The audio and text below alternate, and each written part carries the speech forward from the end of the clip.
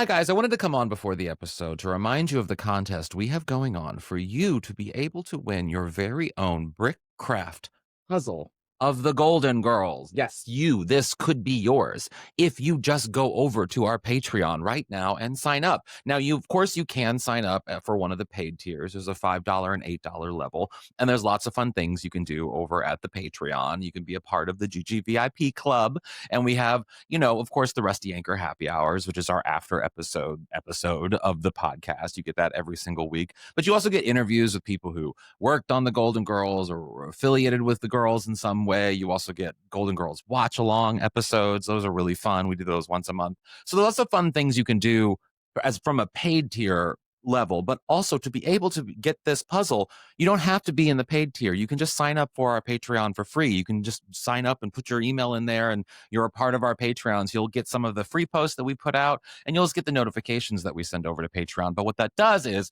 it enters you into a drawing to receive this puzzle. Now, everyone who is at a free tier gets one entry, and everyone who's at a paid tier gets two entry. And this goes on until December 8th.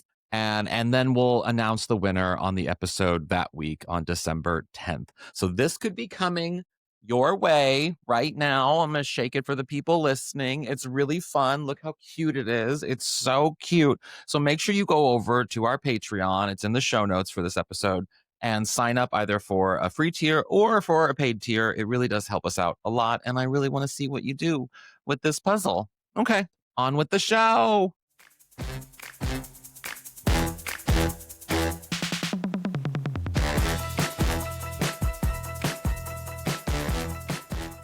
Picture it, Los Angeles, 2025. Welcome to Out on the Lanai, the only Golden Girls podcast you're ever going to need to listen to.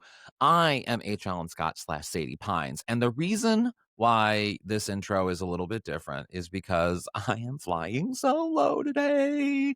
That is because our dear, lovely Kerri Doherty Bush, we had planned a full month of episodes. We were recording stuff and all kinds of stuff in advance of the future another little Oreo coming down the lane. Well, things decided to take a little bit of a different turn, and things are happening a little bit sooner than we thought. I don't want to give away everything because I'm not that person, but Kerri did have she's in the hospital. She's doing fine, everything is good, and things are happening in the process there's meant to happening. So that's why today I am flying solo with this episode. Kerri was going to be here, but, can't be because she's very busy. Speaking of the little Oreo coming this way, we have a contest going on over on our Patreon, which you can go to, over on the Patreon. Links are all in the show notes. You can go to that. But we're having a contest to sort of, or more like a survey, a poll. We're figuring out what we're going to name the new one, the new little Oreo. It won't be the Oreo because it's already Oreo. So we need a new name. So go over to our Patreon to do that. Also, for the Rusty Anchor Happy Hour today, I will be flying solo. So you guys get to have an unhinged Rusty Anchor Happy Hour with yours truly. Oh, this is going to be a weird week. But because it is a weird week, I decided to do something kind of crazy that I've been planning to do for a very, very long time. So what we're doing today is I often, and if you're a Golden Girls fan, you know that occasionally in our lives, we encounter people that say, "Oh, I've never seen the Golden Girls," or "I've never seen an episode. I've only seen a handful of episodes," or whatever it is. And we're always shocked. We're always shocked that someone how could you live a life that you've never seen the Golden Girls? It's very confusing to me. And I decided to take that vibe that people have been saying to us for years and years now, and to maybe turn it into something constructive, which is why I am introducing the Golden Girls to one of my friends who has never really seen the Golden Girls. And it just happens to be a very famous friend, Naomi Smalls from RuPaul's Drag Race. You know and love her. If you came to the live show here in Los Angeles a couple years ago, you saw her. She was the one who squirted me on stage with the spray bottle during my number. And yeah, she's a friend of the pod. She's a very close friend of mine. She's a dear friend of Michael's, of course. Kerri and her are good friends. And so we love that she's here doing this, and we're to introduce her a little bit to the Golden Girls. And we're thinking about the episode that we should watch with her. And I mean, honestly, as a Golden Girls fan, like, there are so many episodes that I would show someone for the first time. You know what I mean? Like I didn't know. Of course, you think about maybe I should start at the beginning. You think about maybe you should start at like one of the best ones. Of course, you want to show one of the best ones, but like you want one that there isn't a lot of sort of B story that might confuse them, or there isn't sort of like a depressing B story that might go really in a different direction. So because there are some episodes where the A story is really, really funny and the B story is still really funny, but also kind of oddly serious, looking at the one where Sophia's friend wants to take her own life. Like it's like, the serious issues were discussed in the Golden Girls. So I didn't want to show her one of those episodes. And we narrowed it down to the season 2 episode, The Actor. Yes, with the one and the only Patrick Vaughn. Now, when we figured out that we were going to watch this episode, I actually realized this is a perfect episode to show Naomi Smalls specifically, because it involves, of course, the theatrical things. She's very theatrical. She knows a dressing room inside and out. She goes to them all over the world. So we talked during our chat, we talked a little bit about dressing rooms, but we also talked about Patrick Vaughn, because Naomi has a thing for sometimes an older man. And so I wanted to get her take on the Patrick Vaughn of it all, and if she would, think he's attractive, like all the women found him so attractive. We also talked about, obviously, the boob moment. I mean, one of the most iconic boob moments in history. And when you have someone like Naomi Smalls, you want to talk about fashion. You want to talk about how they do the performance, how Rue McClanahan did the boob thing, all of those things. And we talked about all of it. So I really think you're going to enjoy this episode. Now, please bear with us, because clearly events this week shifted in real time, and it all happened very quickly with Kerri, and we are all sending her, please, you can go to our Patreon, you can go to our Instagram, you can go to all the places. Send Kerri your love, send Kerri and Stan your good wishes and all of the things, because it is, Kerri is obviously, she's family to me. And so when something this big is going on, obviously we want to keep doing this thing with all of you, and we want to keep you all informed about what's going on. But obviously also my mind is on Kerri right now and not necessarily the Golden Girls. So I'm glad I'm able to have this moment with Naomi today. But please consider that this is sort of we're putting it together as it goes along, and we're doing things as it goes along. So if the episode is a little bit different than other episodes, that's why it's a little bit different. And also too, please bear with Naomi, because this is her first time watching the Golden Girls. So sometimes a name is going to be mispronounced, or a question that we all know, obviously she's not going to know. So just have some patience is what I'm saying. And I think you're going to love it. So let's get into the episode with the one, the only Naomi Smalls.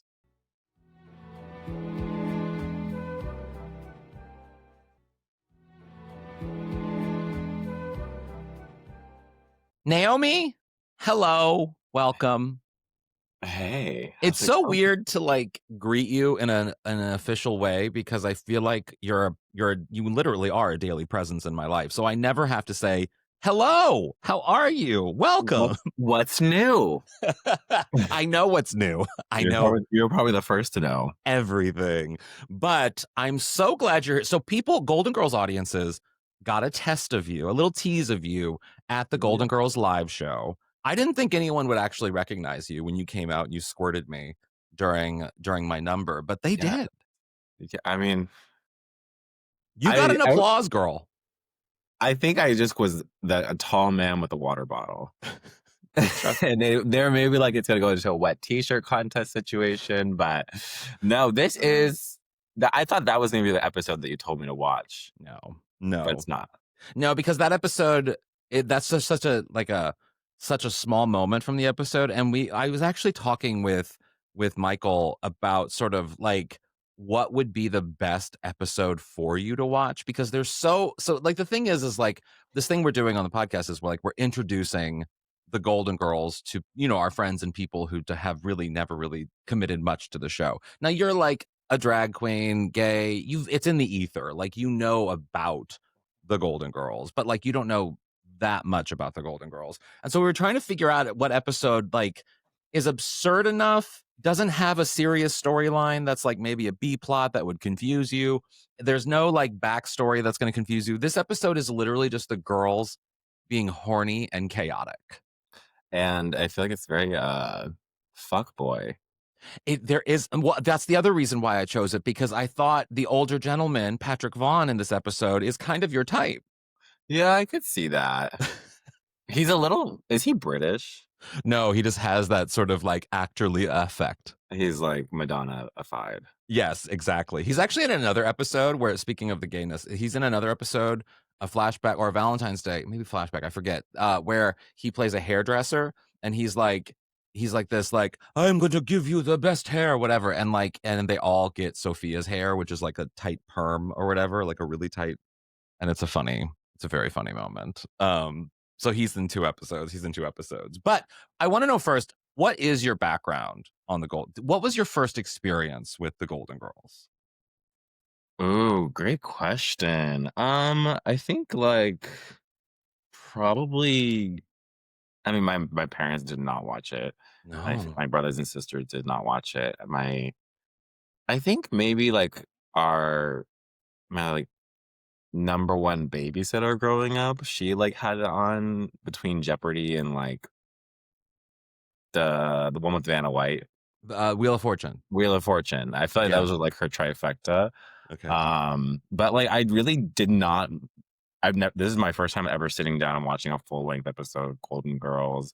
I've definitely heard it, joked about and in the ether, and I'm familiar with the theme song just based on memes and and the banana leaves and all that from being friends with so many people that are obsessed with it. But I don't know why I've never sat down and started watching it, because watching it actually reminds me so much of like the beat and the time of like Friends, Seinfeld type of show. All the shows that came out after the Golden Girls. Thank you. Wow. Started it all? Started it all. That's the other thing and this is something Kerri will appreciate, who's listening, that another basis of our friendship is rooted in quoting The Comeback, which is what we just... I was thinking about this. I think you actually are the one that got me to watch The Comeback. Oh, really? And I mean, I've watched it now probably 6 times over. It's just perfect. It's just perfect. It is just one of those shows. And I mean, so like, but Golden Girls is similar to that in my world, in that like the influence that it has. I don't think I do quote the Golden Girls quite often, but not as much as I do The Comeback, mainly because like I find The Comeback is just it works in every situation. Like you can find a reason to quote something from The Comeback. You know what I mean? Whereas the Golden Girls is a little hard. It's real. Exactly. Yeah, it's real. Sure. So the other thing that blows me away about, I mean, I love, like, every Golden Girls fan has that moment where someone tells them, oh, I've never seen the Golden Girls. And it's kind of like a shock. But I low-key love when someone has, or I should rephrase that. I love when they haven't and they're willing to give it a watch, and which is what you just did today. So what is your impression, just in general, from the episode you watched? It's very quick. Like I feel like the episodes are very like quick, snappy. The scenes are like changing so fast. It's a lot more like, I was curious if this show in its like heyday was like controversial. Because like it wasn't necessarily, it wasn't really like, it was controversial in some of the subject they tackled, but it was oddly like, I think they got a pass because of their ages. You know? Yeah, and then they weren't presenting like horror. Yeah, basically. Yeah. I mean, if they were younger, it probably would have been more of a problem. But because these were just like silly old ladies being horny, I think they got away with a lot because of ageism. But and then even the way that they like would word the lines, like saying like, he makes my ice cream melt. Like what the hell does that even mean? But it does make your brain go. Yeah, it could be looked at vulgar back when this was airing. Yes. Also, ice cream can mean many things. True. For me, it means a trip to the urgent care. Yes.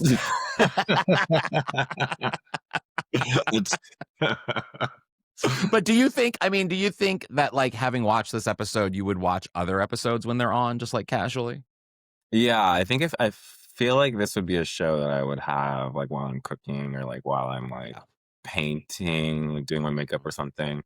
In the same way that like that's pretty much what Seinfeld turned into for me. Of course, I I'm sure you could wish the same thing about Golden Girls. You wish you could almost go back and watch every single episode first, the first Yeah. time, you know? Mm-hmm.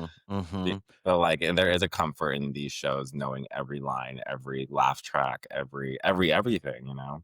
Yeah, I do often. I think I said this recently on an episode where like whenever people watch something for the first time, I sometimes so wish I could go back and like watch it for the first time and be so excited. Cause like in the moment, I mean, I was a kid, but like in the moment, I'm sure I was just, I don't know, it was just such a part of my life that I just sort of watched it all the time. And I can't even remember the first time I watched it. Whereas I can remember the first time I watched something like The Comeback. It Mm, just I remember that distinctly. But for the Golden Girls, it was just kind of always there for me in a lot of yeah. ways, which When is did it come out? 1985.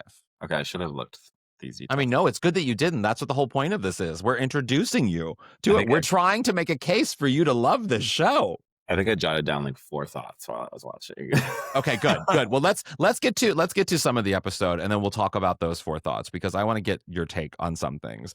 First Perfect. thing is the episode opens with Dorothy and Sophia in the living room, and Sophia has a job, a part-time job. She's wearing this pirate costume, and it's at Captain Jack's Seafood Shandy restaurant. What did you make of Sophia at the beginning of this episode? What's She's your impression? adorable, Yeah. adorable. So cute, so tiny. She's B. Arthur's mom? Yes. Okay. I love the juxtaposition of, like, the shortest person with the tallest person, Yeah. Yeah. and, um, they all live in that same house, the 4 Yeah. of them. Uh-huh. Okay, which he was surprised by later in the episode. Love, yeah, silly. I love the pirate look. I love that she reminds me of my mom. She's like an old lady who you can't tie down. She's gonna do exactly what she wants, Miss And Sophia. just as tiny as your mom too, because your She mom's really very is. tiny. Yeah. I mean, my mom would probably hate me saying that, but she's shrinking. She really Well, is I shrinking. mean, my mom is 5 feet tall. Like, we have small people in our lives.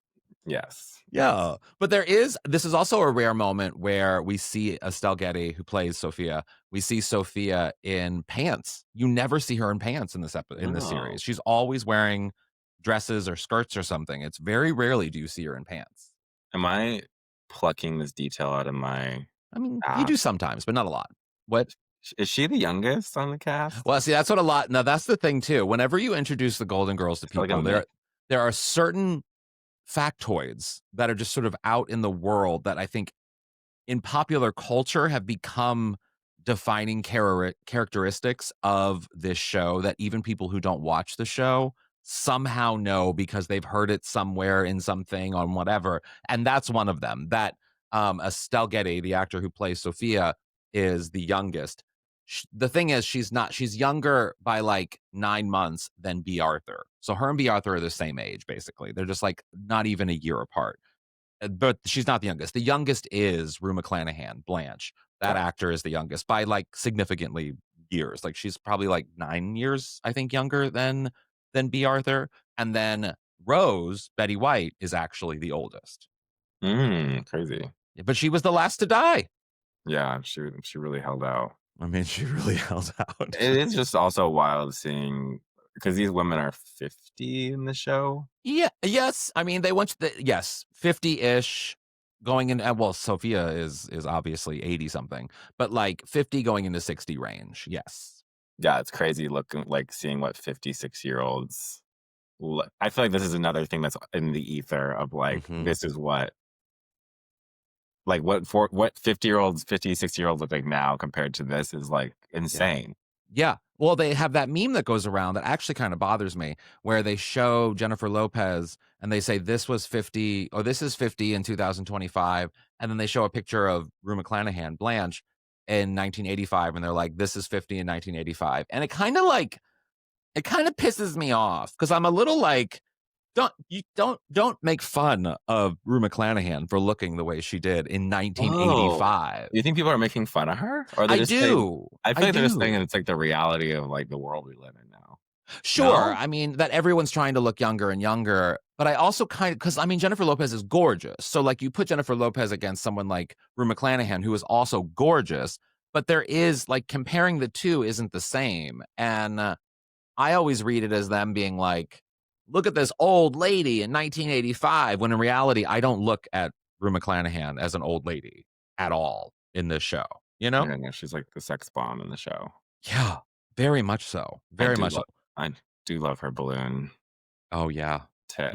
Well, we'll get to that. We'll get to that. We'll get there. We'll get there. But also at the very top of the episode, you heard, now you of course know my drag persona, Sadie Pines. Oh, yes, And yes. so you heard the Shady Pines joke that was in there. Now you knew of that beforehand, but do you feel like you have now more context for the name Sadie Pines because of Shady Pines? Yeah, hearing it, like, from the horse's mouth.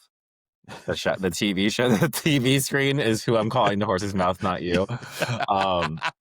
It did. I was like, oh, okay, that makes sense. But I didn't know it was from Golden Girls related. I had a hunch. So the series starts with Sophia. Her home burns down. The retirement home she lives in burns down, Shady Pines, which is how, and she's had a stroke, so it kind of stopped her from having a filter. So she just kind of says things, just like anything. And so because of the home burning down, she then moves in with Dorothy and Rose and Blanche, who are all living together. And that's how that all comes about. And then Dorothy, whenever she gets angry at Sophia, always then threatens to send her back to the rebuilt Shady Pines. Gotcha. Yeah. So wait, that's Dorothy B. Arthur. Okay. Oh my gosh. Yeah. Wait. Dorothy, Ruth, and Rose. Oh, Dorothy, Rose, Sophia, and Blanche. Okay, gotcha. Should we use their actor names? I feel like you probably know the actor names. B. Arthur, Betty White, Rue McClanahan, Estelle Getty. Yeah, I don't know. I probably don't. I mean, I know Betty White for sure and B. Arthur, but I can do process of elimination. Yes, exactly. Yeah. So the episode again gets into Blanche and Rose come home, and they are so excited because the one, the only Patrick Vaughn, the actor, the TV actor, is coming to their local theater to star in their local production, their local theater production, and B. Arthur. Quite literally. Now, another thing that's rare about this episode, it's rare to see Dorothy, B. Arthur, get excited. She's the sardonic one. She's the Seinfeld, if you will, of the group. She doesn't get easily excited. She's very much sarcastic, monotone. Exactly. The Larry David of the group, if you will. And when she gets excited, it's rare. And in this episode, we basically saw an orgasm. Like she full on went to town, was so excited. What did you make of her reaction to Patrick Vaughn, the one and only? I did think it was out of character because, I mean, I've seen B. Arthur portrayed like on Drag Race or like sketch little situations, and she's always very chill. So it did catch me by surprise hearing like a big reaction. And is this male actor based on like a famous actor? No, it's all fictional. Yeah, all fiction. But I mean, you can basically put in any stereotypical like 50+ actor from television, and he's that. You know, he's just kind of like your generic hot dude, older hot dude for these ladies to swoon over. Do they regularly act or like participate in theater? They do. Well, see, they regularly participate in local activities. So acting is definitely one of them. There's many episodes where they participate in theater, or they put on a fundraiser, or they do a Save the Whales, or they do like, they're very engaged in the community, active in the community. And theater is one of the things in which there's an episode where they dress up as characters from the musical Cats. That's one. The Sound of Music. They come in nun outfits, and Blanche, there's a hurricane coming, and she's holding her undergarments. She had to run out, and then she's looking like a nun, holding needy lingerie for homeless people. That's what she says to the priest who's in the room, that she's collecting lingerie for needy homeless people. Needy sexy people. So yeah, it's there's definitely a history of theater productions within the Golden Girls, and this is probably one of the more iconic ones because of that scene you referenced with the boobs, which we'll get to. Process. But before we get to the boobs, we need to talk about the dressing room. Now, you are an international famous drag queen. I've been in some of your shitty dressing rooms. I've seen the level of Put some ickiness. respect on I mean, the dressing rooms. I have been in them, and we have sweated through things together that have not been very good. How does this dressing room compare to the dressing rooms you've had over the years? In this scene, oh my God, now I'm trying to think, what the fuck did the dressing room look like? It looked like a wall. It had like, the typical mare with the balls, lights and stuff on it, and they had the champagne that was 2 for $7. Oh, You remember yes. that? Yeah. Covering whatever. the little sticker thing. Yes. Yeah. I mean, I get a little excited when I walk into a room, like a dressing room or a backstage, and I see those circle lights because I know it was like made for a performer. Mm-hmm. Because actually we travel around. I mean, like I've been honestly, you name it, from broom closet to like Ritz-Carlton, Hong Kong penthouse suite. Like there is like I've seen it all, Yeah. So Yeah. once I see like a backstage that is actually like set up for a performer and has adequate lighting, a light period, I do get a little excited. Yeah. And I mean, I will not turn down what would this be? What's 7 divided by 2? $3.50. $3.50. $3.50. Yeah. Bottle of champagne. Is that how much it cost back then? Probably. $3.50? But not for like a good bottle. For Yeah, like a but cheap still. bottle. Like I don't even think you could get like a cheapy bottle of Prosecco No, for I $3.50 mean, now. you're gonna get it at Trader Joe's for at least $10. Yeah. Like And minimum. that's probably like That's sale. Headache City. Yeah, that's Headache City. That's bad. What did you make when Patrick Vaughn entered the room? What did you make of him? What was your first impression of the actor who played Patrick Vaughn? I was kind of like, I don't get the hot hype. I don't get the hot hype. He has like a hooky nose, and back to the voice I didn't really like, but he looked tall. Yeah. And honestly, a tall man in a room full of women, or a tall man in a room full of shorter than them gay man, whatever, is like there's something impactful about it. So yes. Maybe I would give him a roll in the sheets. Well, these 3 women certainly want to roll in whatever sheets he's in, and we see that it's abundantly clear at the rehearsal or at the casting session for this play, the scene with the boobs that we're going to. So like the women are there, they're all sitting there, they're all waiting to read with the one, the only Patrick Vaughn. And we see who do we see first? I think we saw was it Dorothy read first? Or no, B. Arthur. Sorry. Yeah, Dorothy read first, and it was fine, and she was having her moment and everything. But then this moment with Blanche is one of, I would argue, the most iconic moments in the history of Golden Girls, in that it is just, well, first off, let me play the clip for everyone, and then we'll talk about it, because it is, I want to get your reaction to the gaggery of her boob explosion. But let's play this clip real quick. I'm ready. The moon is hanging awful low in the sky tonight, isn't it, Busty? Josie. It sure is, Biff. It makes me want to kiss you, Josie. Oh, mind your manners, Biff. While we at the 4th of July picnic, the whole town is here. To hell with this town. Come away with me. But you're a drifter, Biff. I can't just pull up stakes and run off with you. Please reconsider, Josie. You're the prettiest girl in the county. I need to have your answer now. What's it going to be? I want you to take me, Biff. Oh.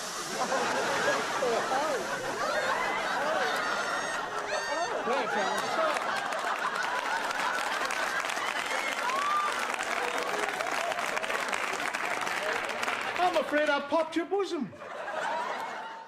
So yeah, it's an iconic moment. And tell me your reaction to, because you've done, I mean, you don't do a lot of like gaggery on stage, but you understand the reveal. You understand how to take off a thing to show the audience a thing. What did you make of Rue McClanahan's acting in this moment? I mean, I also, I love this moment. I love physical comedy. I think it's like such a So good, especially with a laugh, like with doing it in front of a live audience and all that. Like, is this show in front of a live audience or is Yeah. it a Yeah. laptop? Yeah. Yeah. Okay. Yeah. Wow. That's Yeah. impressive. I mean, did you hear, it's interesting when you listen to the clips, you hear how crazy, especially if you're just listening, if you close your eyes and listen to the laughter, you hear how insanely like over the top this audience went with this moment. There's a woman in the laugh track, if you listen closely, who is quite literally squealing Oh, at this wow. moment. Like it is that real of a live studio audience. It's insane. People went crazy. Yeah, I actually thought that was her. I thought that was those were her boob size because I am so unfamiliar with Yeah. it. So I just thought she had really big boobs, and she Yeah, was wearing no. like a push-up bra, and then the air explosion was so good. Did you find, I mean, how was like did you take any inspiration from her, how she delivered what, because I mean, even if you think about how Rue McClanahan was like positioning herself and moving her chest around, she was acting with her boobs in a No, way. it was full physical, like and Yeah. just like focus on her chest. Yeah. I even loved. I thought actually what I thought was even funnier in this moment was like a little beforehand when B. Arthur is like saying her line of being like the prettiest girl in the world, and then Yeah. Betty White and Rue McClanahan are like giggling like immediately. Yes. I thought, and yeah, that's I think that's more my speed. But yeah, Because that's us. That yeah, is us in a moment. That's me, you, and Michael reacting to something we're seeing in person, but we can't actually acknowledge it in a public way. So we're just just quietly giggling to ourselves at the Totally. thing that will then be put into the group chat as soon as we Totally. leave. Yes, that's exactly what that moment is. Or talked about in the Uber. Or yeah, or the Waymo. Thank you. You did just get me into a Waymo last night and had to buckle me in. Had to buckle me in. Honestly, I should have left with you. Really? I didn't really move much further from that spot, and I did end up eating pizza after. Yeah. Dare I you. know. Disgusting. Oh my God. You are not doing drag this week, for real. Feeling it. Well, we'll feel a little bit more. We're going to take a little break and we'll come back and talk about how things ended up for Patrick Vaughn in this episode. We'll be right back. Perfect.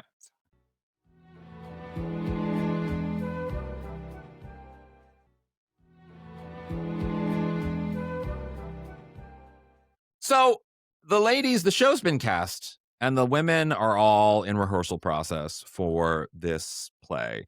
And the chorus. Yeah, exactly. And we find that in this next scene, Patrick Vaughn is coming over to the house and he's been diddling all the ladies. Yes. I did. So it started with he was just going over. He was making his first stop in his mind with B. Arthur. Mm-hmm.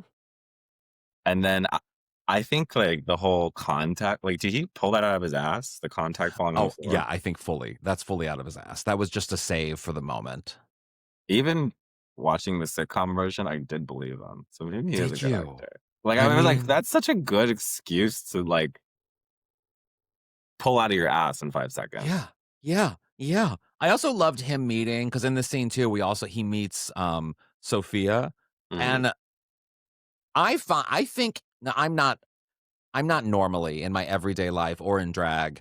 I never really am Sophia. That's never the character I'm like in any situation. I'm just not that type of person. However, in this scene, the way she reacts to Patrick Vaughn, I think that is definitely me reacting to a hot guy in my presence. Like I tend to be very direct. Oh, what did she say in that moment? I forget exactly what she says, but she's basically just like yes-anding him and making him think that she's in a production of The Pirates of Penzance, and like just sort of basically kind of mocking him in a small way, which is sort of what I would be doing, I think, in that situation. That's your flirt tactic. Exactly. Whereas now, what would be your tactic in a situation with Patrick Vaughn? If you were flirting with Patrick Vaughn, of the ladies, who would you want to be?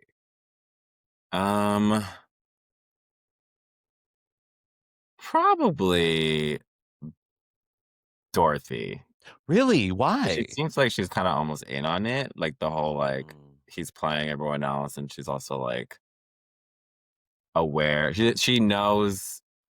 she's like in on the lies before the other two girls are in on the lies in that scene, I feel. Mm-hmm. She also feels like the least likely to get, like, you could tell if he does, which he eventually does, like, turn out to be a creep, she's going to be the least surprised by that behavior. Whereas Blanche will probably be like distraught, and then Rose will be like confused, and Dorothy will be like, men are scum. You know what I Yeah. mean? Like, you can tell that that's her sort of MO, you know? She's not starstruck. No, she is not persuaded at all, but she is in a small way. She's writing it a little bit, literally. Did they style Dorothy to be like androgynous on purpose? You know, that's interesting you say that, and I wanted to talk a little bit about that. Like, what did you make of the fashion of these women, or the way these women are styled? Because, like, what I always notice is there's a lot of color blocking of these women in episodes. Oftentimes, Dorothy is color blocked in darker, moodier colors, usually fall, like, you know, muted browns, grays, yellows, etc., oranges. But then there are occasions where she's like very bright, like there's an episode where she says she looks like the mother of a solid gold dancer because she's wearing like a sequined green, teal green sort of outfit. So like there's exceptions, but for the most part. And then Blanche is usually in very vibrant colors, like reds and pinks and purples and just like bright, bright colors. And then Rose is usually in sort of like often not quite muted, but like blues and sort of a regular bright green and like things like that, you know, like cheery colors, if you will. So like, Yeah. what did you make of what they were wearing in this episode? I think like watching them, it's hard to like not. It's kind of like what we do with everything. Like you're always comparing like dynamics of what you see with something that you're familiar with, and like watching them, they almost give me Charlie's Angels in the way of like there's a Oh, really like sex bomb one, there's a really bubbly one, and there's kind of like a more tougher one, or like Powerpuff Girls, or like there's so many like three dynamics of women that kind of like follow this, I think, in groups. But like I feel like Dorothy is so like Drew Barrymore, and I oh feel yeah. like Betty White. This is also for everyone listening. This is my first watch, so I could be totally off. You know, I feel like Betty White gives me like the Cameron Diaz kind of like ditzy, cutesy, but then I feel like Ruth is a little bit like that too, but she's like more sex bomby. Yeah, Like yeah. Lucy Liu's for me. Yeah, I can see that. I can fully see that. I always find, I mean, obviously, so much of my drag, I think, is in the vein of like Rue McClanahan, Blanche sort of lane. You know what I mean? Like, not overtly sexy, but there's like a sexy element to it. You know what It's I like mean? ooh, yeah. Exactly. There's the ooh factor. Whereas I feel like yours is just like sex. Like yours is just like you're definitely Blanche. You're I mean, I drag. don't know. I feel like I'm not even sex. I'm just like, I mean, I was dressing up like a crocodile like a week ago, you know, like it's just clusterfuck. Maybe I'm Dorothy. Maybe you are. I did dress up as a pirate too, so maybe I am Dorothy. Wow. Maybe you I are am actually kind of Dorothy. dressed like a pirate right now, so I am for sure. You're kind of Dorothy. That's crazy. I never would have thought that, but I kind of love this discovery. Wow. Okay. The youngest, oldest. Yeah. I it's mean, what's yeah, nice. in our group, well, no, she's the oldest. So like I'm the oldest in our group. So I'm kind of in the Dorothy lane. So there's discrepancies Oh there. wait, maybe I'm getting it wrong. I think I was thinking Sophia. Oh, I think maybe I'm Sophia. Dress up like a pirate. Yeah, that too. You're very Sophia. I mean, Sophia and Dorothy are alike, I think, in a lot of ways in terms of personality and like the way they kind of react to the world. Obviously, they're mother and daughter, so like they kind of can be one and the same. So we get to the actual production. You know, they're having the production, and it's this beautiful stage. We're back on stage, and they're all dressed. I mean, the townspeople, Betty White and Rue McClanahan, in their cute little 1950s style, like the hair, so good. The hair is so good. I mean, what did you make of the costumes? You know whose look I liked the best, of course, was probably the girl who got the role. Oh yeah, the redhead. I think she was Redhead. redhead. Yeah. I forget her name, but yeah, she looked good. She looked cute. She looked cute. I love the one gay guy. We're gonna talk about him. I have a clip of that. Yes, definitely. I mean, there's definitely, like, to me in this moment, I think people go crazy over B. Arthur as the sheriff, mainly because there is, and going back to your androgynous sort of like vibes, like she is a little non-binary in Yeah. terms of kind of who she can play and what she can do. And that's kind of a running joke often with the character. I mean, one of the things that they do a lot with Dorothy's character, B. Arthur's character, is they masculinize her. They make her into being, she's the tall one, she's the strong one, she has the deepest voice. She like there's an episode where they sing the Sandman to a baby, and of course Dorothy is the one that has to go, yes. Like it's just sort of like she is that role in a lot of ways. And it wasn't always, I mean, the actor, B. Arthur, talked about how she didn't necessarily love being the butt of the joke in those situations, being that sort of mask. She didn't love that element to it, but she also was just like a trooper and an actor, and she just like did the work that was in front of her. But I do love her as the sheriff. What did you make of her as, well, basically playing a gender bending role? Well, I mean, I feel like it's a through line from my first impression of her in the apartment. Mm-hmm. So to me, it makes sense. Yeah. And I am curious, do we know how tall she actually is? I don't, but I would assume she was probably like 5'11"? 5'11". Yeah. Yeah, like in that range. I Maybe mean, even 6 feet. everyone Maybe. else seems pretty short on cast. Well, I met all of them. And B. Arthur, I think at that time was my height. I think she was like I mean, obviously she probably shrunk because, that's what happens over the years. But like she was my height. And so that would have been 5'10", 5'11" ish, Mhm. depending upon the shoes. And Rue McClanahan was very tiny, was like very, very tiny when I met her. So like, yeah, there is definitely a discrepancy in terms of like how tall, or the height discrepancies. Like there's a difference between them for Yeah. sure. So she fits that perfectly. I just love that, like, I love the audience reaction when Dorothy comes out and she's in the sheriff costume, because it's just so absurd and so silly and so stupid. Was there a moment from this scene where the Patrick Vaughn basically gets discovered and Blanche decides to upend the play and make it her own play? Is there a moment that stands out to you? I mean, I think I was so sucked into the drama that was happening between them, and you can tell me, was it a fake out? Like, that we were supposed to almost forget that they were, like, in front of a huge crowd watching them, and we were like, No, because that's kind of the butt of the joke at the end, is that like they realize, oh, we've just done all this in in front front of of all everybody. these people, and these people just think it's this gripping moment in the play where someone is discovered to be a cheater.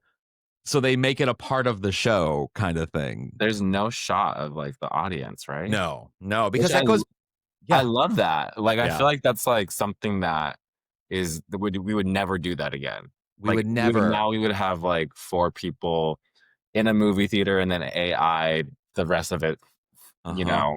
to make it Yeah. look full and constantly going back and forth, like, shots between, Mhm. throughout the episode, but I really liked that. It, like, it was a good fake out.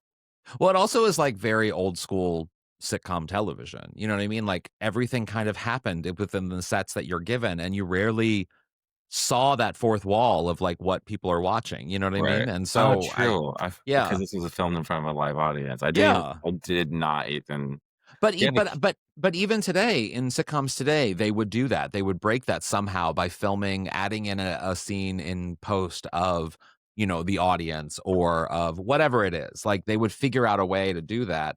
But back then they were just like they stuck to the sort of the tropes of what a sitcom is, which is there are 3 walls, this is what's happening, and you're invited. You're the 4th wall, and that's it.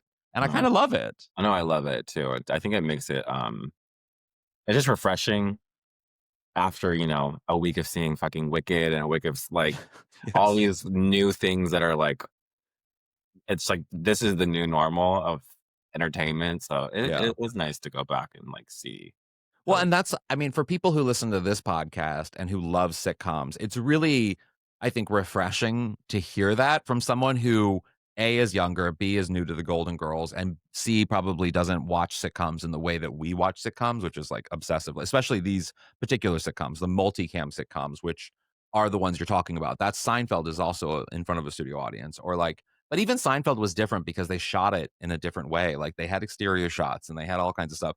This show doesn't have any of that. This show is quite literally Always just in front. Studio. Exactly. It's contained always. And I love that. And I want that to come back. I want more of that. And so I love that you picked up on that, how fun that is, you know? Yeah, you do not see that.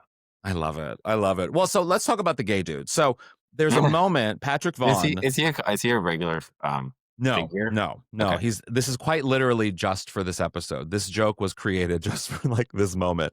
And this is another thing why I was looking. Was it controversial to even have that written in? Well, it's interesting. So the Golden Girls had quite a few queer moments that weren't necessarily controversial, I don't believe, but at least, I mean, I was obviously too young to have experienced it at the time, but it was definitely bold of them to sort of integrate or put in these storylines into the episode. So just to give you a sneak peek of episodes, hopefully you'll watch in the future. On the very first episode, there was a character that was like sort of the gay maid that they had at the house. It was a man named Coco, and he was just their gay maid, and that was the episode. He was cut later because they weren't expecting Sophia's character to be as popular as she was, and she wasn't a regular at this time. And as soon as they saw the reaction to Sophia's character, they had to get rid of the gay maid to make Sophia the regular. So she was, so she's the one who kicked out the gay maid. And then later on, Dorothy has a friend, Jean, who comes, and she's a lesbian, and there's a whole episode where Jean falls in love with Rose, and Rose has to figure out how to like turn down this lesbian. It's a great episode. Blanche's brother, Michael, is in 2 episodes. He gets married in 1, and he comes out as gay. And so like there's a whole gay thing there. So they did quite a few episodes that had like queer storylines that were really bold for the time. But again, I think they got a pass because it was just 4 old ladies. So no one necessarily was angry about it, you know? Yeah. And it's like kind of like this gay character in this episode is kind of like a nondescript man, you know?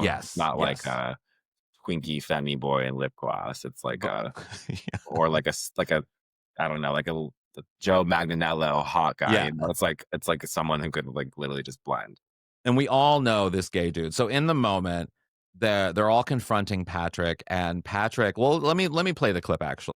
Ladies, I can explain, but now is not the time. I will tell you what time it is. Time for a hanging. Somebody get me a rope. And a tree from props. Wait a minute. Let me speak. Oh, all right. I admit I'm guilty. But what's the big deal? We all had a good time. All of you who had a good time, put your hands back up. Ed, you damn liar, put your hand down. I loved the moment where the gay dude, when Patrick asks, we all had fun, right? Or if any of you had fun, raise your hand. And then the guy puts his hand, he's like, put your damn hand. Do you think he and Patrick did the dirty deed? I was curious if that's like what was implied. It is what's implied, that like the gay dude is implying that Patrick also womanized him. Because he said earlier in the episode, he's like, growing up in musical theater, I could have had my plenty of chances or something like that. So I thought that was like, because like, I'm not gay. Well, see, okay, here's what I'm thinking is, I think, and it's 2025. So there's always these straight dudes out there who love a bit of attention, who it doesn't matter where that attention comes from. They want that little bit of attention. And to me, that is Patrick Vaughn. Patrick Vaughn probably saw this gay dude who was willing to give him all kinds of attention. I'm not saying they went to town. I'm just saying Patrick Vaughn's kink is getting off on the attention that he gets. And thus, that is the fun time that he and the gay dude had. That's my theory. Just flirting with attention. Basically. Or maybe when Patrick Vaughn was in the dressing room drinking his $3.50 champagne and he had to change, and the guy was like, oh, I'll let you change. And then Patrick Vaughn was like, no, it's okay, you can stay. And we know why he said that. Because he wanted the attention. Right. He was like measuring his inseam. Exactly. What we do in the theater. Move it over to the other. Oh, God. So Patrick is caught. They realize the play is sort of still happening, and then they do the thing where the bow or whatever, and the cast does the thing. When What I did you? the bow, the main. Oh yeah. What's her name? I don't even remember her name. The Okay. redheaded woman, Yeah, right? the one who got, Yeah. the one who got the lead role. Yeah. Her Yeah. like constant curtsy was very fierce. Yeah. She's. I mean, I think that she was supposed to be the what at the beginning of the episode when they talk about the Meryl Streep of Miami or whatever, and she's the one that had the Anne Frank joke where Dorothy. She's upstairs. I loved that joke. I loved that joke so much. Well, what did you make? I mean, did we address all the questions you had of watching this episode? Let's see. Yeah. What other questions did you have? I mean, this was like, these were also questions that I was like processing while I was watching for the first time. How are they all friends? Oh, all four. Oh, that's so interesting. Okay, so there is an episode where they explain. It's called "How We Met" is the episode. I believe it's the title, and it explains sort of how they all come together. And basically, Rose and Dorothy, it's Blanche's house. She owns the home, and she's a widow. And she put out an ad for roommates because she didn't like her other roommates, her past roommates who were sisters and like bathed together. They were strange. So she got rid of them. And Dorothy and Rose answered ads in the paper. And that's how they came together. And they just kind of became friends from being roommates, which is very like kind of just traditional and normal. You would expect like they would have a past or something, but no, they literally just randomly came together. So crazy. I also find it so crazy that you really do know, because we were just talking the other day about the trivia. Mm-hmm. Like you really do know the details of this show. Well, I would say others like Alaska probably is better at me because I'm better at like bigger picture things. Like I know story and stuff, but if you get me to a quote or remembering someone's name or something like that, I'm lost. I'm like, I those details Kerri and Alaska are better at. And Elliot and I, the four of us are kind of like the GG VIP in club and of our, we've coined ourselves that, guys. This is not what we were not titled. Like the Golden Girls VIPs, basically. Gotcha. And so that's our group chat. And so of that group chat, Elliot and I are more like big picture, funny story, haha. Alaska and Kerri are more detail oriented. They know quotes, they know names, they know like episodes, they know specifics. I don't know specifics. I'm bad at specifics. My brother and I thought that we were, because my older brother Stafford, he's the one that introduced me to Seinfeld when I was younger. And so we thought we were gonna kill it with a Seinfeld trivia. And one time we went and it was like, what was on Jerry's mom's mantle, episode 13? Yeah. Like just like the most like like not even anything to do with a storyline. You just have to like be like fully, you have to know the show at the back of your hand. Yeah, I do think whenever we go to trivia, I think it's kind of unfair for us to participate because we just know this is what we do. Yeah, we just know too much. Your livelihood. I mean, let's not get crazy. What did you have any other questions or any thoughts about this episode? I was curious of his favorite nations on set. Oh, what do you mean? Like, if you know anything about like the main 3 or main 4 actresses, like did they all get paid the same? What their contract is like? I don't know about the pay. I know they all did very well, and they continue to do. Their estates continue to do very well. That's interesting you'd ask about that because that's such like a drag queen. Like, where's the money? Which I respect, and I, as someone who has fought for even your money, sometimes I am definitely in the game of get the coin. Totally. Always get the coin.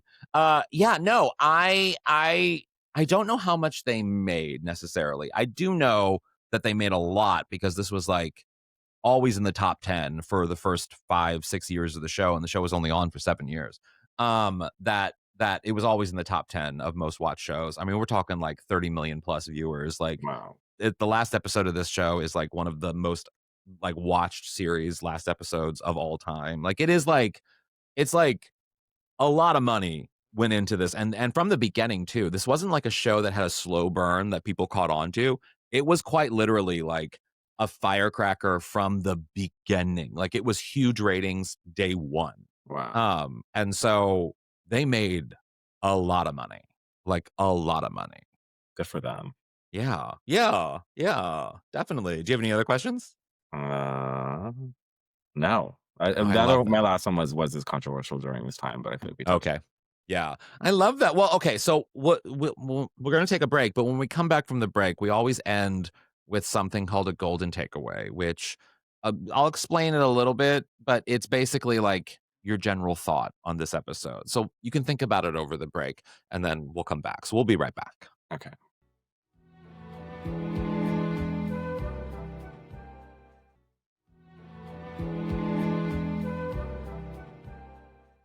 And we are back with our golden takeaways, which is a nugget or truth or inspiration that you can apply to your lives or the lives of our listeners. I'll start, Naomi, so you can have a thinky poo of what it is. My golden takeaway from this episode is I think you know this just from our friendship. I love introducing people to things I love and people I love, but also like things I love. And I love incorporating people into the things that we all mutually eventually obsess over because I have great taste. And so it really is heartening to me to be able to show someone something and then to have them enjoy the thing that so many people in our friend group enjoy. Now, they don't enjoy it on the level that I enjoy it because I'm a little crazy and obsessive, but I do like that you watched it and you weren't like, this is shit. You know what I mean? No, not at all. Definitely did not think that. No, and I understand. I feel like even half of my golden takeaway is your reaction to my reaction watching it. What's your golden takeaway? My golden takeaway, honestly, is probably men are pegs. It's so true. Men are pegs, and there's always another bitch out there. Oh, it's so true. It's so true. I love that. And thespian. I mean, never date an actor. Never date an actor. Or a drag queen. I know.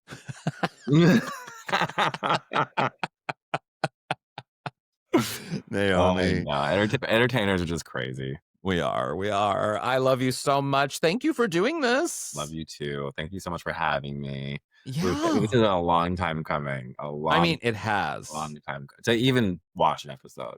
And this is like not like your normal crowd. So I love that you've bestowed your greatness on this little corner of nostalgia, pop culture, internet. Because I'm telling you, my normal crowd is from Chuck E. Cheese or to the Ritz-Carlton. There is no, it's all of it. As someone who has been with you in many different locations, I can attest to that. Yes. Diversity. Thank you again. As long as there's great lighting, we're happy, right? Yes. Love you. Love you. Thank you so much for having me. Goodbye, out in the Lanai. That was so much fun. Thank you so much for listening. Now, we will catch you back here next week. As I said, Kerri probably won't be back until January because of, obviously, the baby stuff. So go to our Patreon, go to Instagram, and you send her all of the good wishes and stuff because she's obviously doing something much more important than we're doing over here. She's having another baby. And also vote on what we're going to nickname this new little baby that's coming into the world. So I'm excited for that. I wonder what we're all going to decide on. And of course, you can follow us on social media at all the places. Golden Girls Pod on Twitter, Out on the Lanai Official on Instagram, Golden Girls Pod on Facebook. And I'm HAlanScott / Sadie Pines on everything. We are a part of Mom, Moguls of Media. So go support Mom Plus. And you can follow Kerri on social media at Squidsy on Instagram and Squids Eat Squid on Twitter, and leave a little rating and review wherever you're listening to this podcast. It really, really does help us out. Go to our YouTube, subscribe over there, give us all the support in all the areas that we need. And now, as always, remember, stay golden. It's so weird doing that alone. I don't like it. I feel weird. I feel naked.